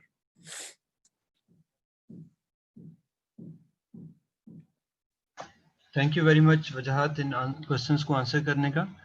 I will request participants कि अगर किसी का कोई क्वेश्चन है they can raise hands, although we are short in time, in fact we have already gone over time. Nazra Bibi जो है वो कुछ कहना चाह रही हैं। ओके जी, अस्सलाम वालेकुम everyone, and particularly Wajahat sir आपको, आप एक तो मैं फर्स्ट ऑफ ऑल अप्रिशिएट करना चाहती हूँ कि बड़ी कम्प्रीहेंसिव और बहुत ब्रीफ प्रेजेंटेशन थी और बहुत हेल्पफुल रहेगी ये हमारे लिए इन फ्यूचर में। एक रिक्वेस्ट तो मेरी ये है कि अगर काइंडली आप ये नोट्स हमारे साथ शेयर कर सकें ये प्रेजेंटेशन वाले, तो थोड़ा हमारी मेमोरीज के ऊपर रिफ्रेश होती रहेगी जहाँ जहाँ हमें रिक्वायरमेंट आएगी इसकी। सेकेंडली सर, आपने जो डेटा कलेक्शन की, जो हम नॉर्मली क्या करते हैं कि गूगल कर लेते हैं या गवर्नमेंट रिपोर्ट से हम रेफरेंस दे देते हैं अपने नैरेटिव में, वो आपने कहा कि वो इतना वेलकमिंग नहीं होता, उसको इतना ऑथेंटिक नहीं लिया जाता। अब सम टाइम क्या होता है कि हमारे पास इंटरनल ऑर्गेनाइजेशन का डेटा बहुत लिमिटेड होता है या वो एरिया स्पेसिफिक होता है, तो हम नरेशन को या रेशनल देने के लिए हम थोड़ा जेनेरिक स्टेटमेंट्स भी डाल देते हैं, लाइक गवर्नमेंट का हम ले लेते हैं, या जिस तरह साहिल ऑर्गेनाइजेशन है या मुख्तलिफ ऑर्गेनाइजेशंस जो अपने सर्वे के रिपोर्ट्स लॉन्च करते हैं, हम वहां से डेटा रेफर कर देते हैं कि ये है, just to strengthen the document. तो आया वो डेटा जो है वो एक्सेप्टेबल होता है, हमें ये प्रैक्टिस करनी चाहिए या नहीं करनी चाहिए, ये मेरा एक सवाल है। और सेकेंडली सर, मैं आपने बजट नोट्स के ऊपर बात की कि नॉर्मली प्रोग्राम टीम जो है वो इसके ऊपर थोड़ा सा वीक होते हैं, वो इसमें ज्यादातर हेल्प जो है वो फाइनेंस से लेते हैं, क्योंकि उनका वो इंटरेक्शन शायद मार्केट में इस लेवल का नहीं होता कि वो उसको मेजर कर सकें और वो कर सकें। इसमें क्या सोल्यूशन क्या हो सकता है सर? और लास्ट में जस्ट मैं एक चीज कहना चाहूंगी, मैं हाशु फाउंडेशन को रिप्रेजेंट कर रही हूँ। Thank you very much from my side. Thank you very much जी। आपके पहले सवाल को ले लेता हूँ डेटा से रिलेटेड, उसमें थोड़ा सा मैं करेक्शन कर लेता हूँ कि मैंने ये नहीं कहा कि आप ना यूज करें। मैंने स्पेसिफिक कुछ नेम्स दिए थे कि फॉर एग्जांपल जैसे अखबार में आए हुए आर्टिकल्स या विकिपीडिया वगैरह का डेटा जो है वो प्रेफर्ड डेटा नहीं है। उसको जब आप इस्तेमाल करते हैं तो उसकी रिलायबिलिटी थोड़ी सी क्वेश्चन होती है। लेकिन ये कि आप गवर्नमेंट का कर सकते हैं, आप गूगल करके इंफॉर्मेशन ले सकते हैं आप मुख्तलिफ रिपोर्ट्स, लेकिन वो जो आपकी रिपोर्ट्स हों जहाँ से आप डेटा उठा रहे हैं वो ऐसे सोर्सेज से होनी चाहिए जो रिलायबल हो या ज़्यादा ऑथेंटिक हो। गवर्नमेंट का तो मोस्ट ऑथेंटिक होता है ना, जनरली अवेलेबल होता है, तो गवर्नमेंट के डेटा को क्वेश्चन नहीं किया जाता, गवर्नमेंट के डेटा को माना ज़रूर जाता है। ये मैं उस सूरत में कह रहा था कि अगर फिगर्स डिफरेंट हो ना, गवर्नमेंट की अलग आ रही हो, यूएन की अलग आ रही हो और किसी एनजीओ की अलग आ रही हो, तो उस सूरत में आप देखेंगे कि किसको आपने चूज करना है।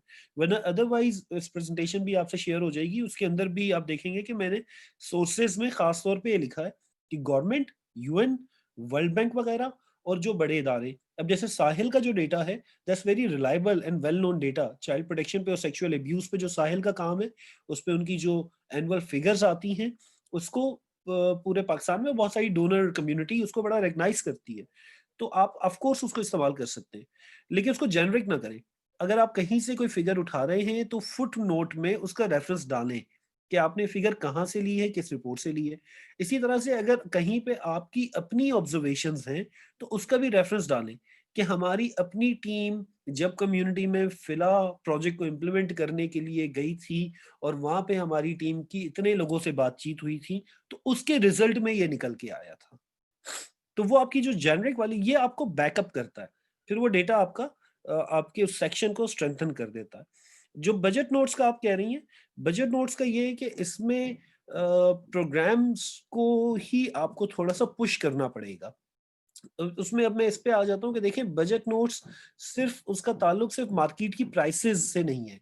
बजट नोट्स में फॉर एग्जांपल मैंने उसमें लिखा कि जी, एक मैं एग्जांपल दे रहा हूँ आपको कि जी हम बेसलाइन स्टडी करेंगे। बेसलाइन स्टडी करने के लिए हमने रख दिए $10,000 कि हमें $10,000 चाहिए होंगे क्योंकि हमने बेसलाइन स्टडी करनी है। अब मुझे अपने इदारे का या एज अ प्रोग्राम पर्सन मैं अगर लिख रहा हूँ तो मुझे ये आइडिया है कि ये बेसलाइन स्टडी क्या मैं किसी कंसल्टेंट से करवाऊंगा या मुझे खुद करना है, और इस बेसलाइन स्टडी में मेरे खर्चे किस टाइप के होंगे अगर मुझे खुद करने। अब अगर मैं कंसल्टेंट से करवाऊंगा और डोनर को इससे गर्ज नहीं है, मतलब उन्होंने नहीं पूछा कि आपने बेसलाइन स्टडी कंसल्टेंट से करवानी है या नहीं, तो आप अपने बजट नोट्स में लिख देते हैं कि this is the amount for the consultancy. तो ये फ्यूचर में आपको याद रहेगा कि यार ये कंसल्टेंसी थी, ये हमने खुद नहीं करनी थी जब डिजाइन हुआ।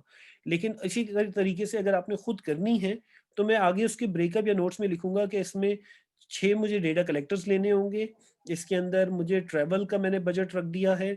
इसमें अब इसमें बड़ा वो है, बड़ी अच्छी एग्जांपल है ये कि ट्रैवल की लाइन बजट में अलग भी आपने डाली हुई है ना। अब जब आपने बेसलाइन में नोट्स में लिख दिया कि मैंने ट्रैवल का बजट बेसलाइन स्टडी के लिए अलग से इसी के अंदर डाला हुआ है, तो फिर जब आप इम्प्लीमेंट करने जाएंगे तो आप जो दूसरी ट्रैवल की लाइन है जो ओवरऑल प्रोजेक्ट के लिए, आप उससे इस्तेमाल नहीं करेंगे। बेसलाइन के लिए आप इसी $10,000 के अंदर से ही बजट को मैनेज करेंगे। तो बजट नोट्स में इस टाइप की इंफॉर्मेशन लिखनी जरूरी है, और उसका जो हल है वो यही है कि वो प्रोग्राम के लोगों पे आप अपने एसओपीज बनाएं इदारे में, जिसके अंदर आप क्लियरली ये लिखें कि जी जब भी बजट बनेगा बगैर नोट्स के वो बजट फाइनेंस जो है या जो भी एग्जेक्टिव जो भी अप्रूविंग अथॉरिटी है वो उसको अप्रूव नहीं करेगा। यानी प्रोग्राम पे आपको, ये प्रोग्राम का काम होता है बजट के नोट्स बनाना, फाइनेंस का नहीं होता।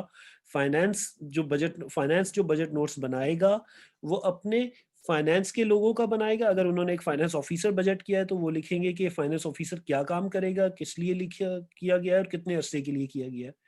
अगर वो अपने इसी तरह लॉजिस्टिक्स वाले बनाएंगे अपने, कि अगर उनकी आपने ऑफिस का किराया चार्ज कर रहे हैं, यूटिलिटीज चार्ज कर रहे हैं, कोई एडमिनिस्ट्रेशन कॉस्ट चार्ज कर रहे हैं, तो वो लॉजिस्टिक्स वाले बता रहे होंगे। लेकिन जो प्रोग्राम की एक्टिविटीज की बजटिंग है उसके नोट्स जो है वो प्रोग्राम के लोगों को बनाने पड़ेंगे, और उसके लिए मेरा नहीं ख्याल कि उसके लिए मार्केट की कोई भी इंफॉर्मेशन रिक्वायर्ड होती है। मेरा जाती तजर्बा ये है कि अभी तक उसके लिए हमें मार्केट की इंफॉर्मेशन तो यूनिट कॉस्टिंग के लिए चाहिए होती है, कि अगर मुझे 50,000 किट्स डिस्ट्रीब्यूट करनी है तो एक किट की कॉस्ट कितनी आएगी, वो मैं पूछ सकता हूँ लॉजिस्टिक्स वालों से कि वो मुझे उसका आइडिया दे दें। लेकिन जनरली जो बजट नोट्स होते हैं उसमें आमतौर पे लॉजिस्टिक्स या फाइनेंस से इंफॉर्मेशन नहीं चाहिए होती। अगर कोई प्रोग्राम वाला आपको ये कहता है कि नहीं जी लॉजिस्टिक्स वाले टाइम नहीं दे रहे, फाइनेंस वाले नहीं दे रहे, तो ऑनेस्टली स्पीकिंग वो थोड़ा सा जरा टोपी पहनाने की कोशिश कर रहा है। क्योंकि ये प्रोग्राम नोट के बजट नोट्स, एक्टिविटीज के बजट नोट्स में लॉजिस्टिक्स या फाइनेंस इन्फॉर्मेशन नहीं चाहिए होती है। प्रोग्राम के लोगों को पता होता है कि खर्चे किस चीज पे करें। मेनली बजट नोट्स ये हैं कि खर्चा करना किस चीज पे है, ये लिख दिया जाए कि जी हम इस चीज पे खर्चा करेंगे और उसमें ये चीजें होंगी जो उसमें शामिल होंगी जब हमने ये बजट लाइन स्पेंड करनी होगी। Thank you very much Wajahat, thank you इतनी कम्प्रिहेंसिवली सारे क्वेश्चंस को आंसर करने का। मैं सारे पार्टिसिपेंट्स का भी बहुत शुक्रिया अदा करूंगा कि उन्होंने आज का वेबिनार जो है वो अटेंड किया अटेंटिवली और उससे मुस्तफीद हुए। हमारे जो वेबिनार है इसकी रिकॉर्डिंग एंड इसकी जो प्रेजेंटेशन है वो हमारे डिजिटल रिसोर्स सेंटर पे अपलोड कर दी जाएगी। जो लिंक ऑफ द पेज है वो मैंने चैट बॉक्स में शेयर कर दिया है। इस पेज पे हमारे प्रीवियस सारे वेबिनार्स की recordings along with the presentations जो हैं वो अवेलेबल हैं। जो आज का वेबिनार है इसकी रिकॉर्डिंग एंड प्रेजेंटेशन जो है वो विद इन 2 डेज जो है वो अपलोड कर दी जाएगी, जहां से आप लोग इसे एक्सेस कर सकते हैं, शेयर कर सकते हैं फर्दर उन लोगों को जो लोग अभी आज अटेंड नहीं कर सके। So with this, I think we will finish the session and finally I will thank Wajahat and all the participants के आप लोगों ने यहाँ पे हमारे इस वेबिनार को सक्सेसफुल बनाया। So thank you very much और खुदा हाफिज।